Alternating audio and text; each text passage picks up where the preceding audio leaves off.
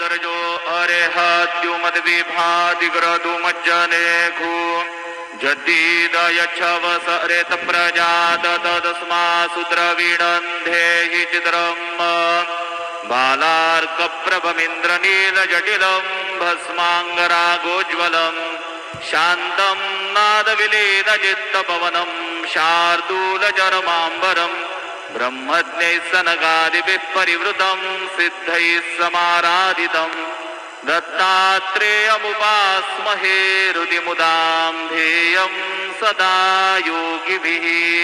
गुरुर्ब्रह्मा गुरुर्विष्णु गुरुर्देवो महेश्वरः गुरुः साक्षात् परब्रह्म तस्मै श्री गुरवे नमः। सद्गुरु साईनाथ देवताभ्यो नमः। प्रातः पूजनार्थे गन्धाक्षतपुष्पैः सम्पूज्य अदधूपः वनस्पतिरसोद्भूतो गण्डाढ्यो गन्ध उत्तमः आग्रेय सर्वदेवानां धूपोऽयं प्रतिगृह्यताम्।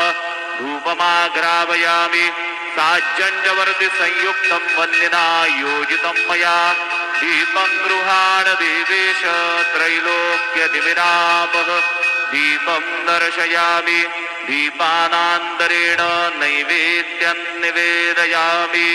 चतुष्कोणमण्डलं कृत्वा तदुपरि नैवेद्यपात्रं निधाय गायत्रीमन्त्रेण पात्रं प्रोक्षयेत्। सत्यन्वरदेन परिगञ्जामि धेनुमुद्रयाम् अमृतीकृत्य ग्रासमुद्रया ॐ प्राणाय स्वाहा ॐ अपानाय स्वाहा ॐ व्यानाय स्वाहा ॐ उदानाय स्वाहा ॐ समानाय स्वाहा ॐ ब्रह्मणे नमः।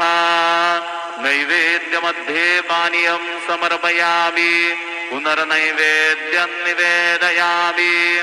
ॐ प्राणाय स्वाहा ॐ अपानाय स्वाहा ॐ व्यानाय स्वाहा ॐ उदानाय स्वाहा ॐ समानाय स्वाहा ॐ ब्रह्मणे नमः।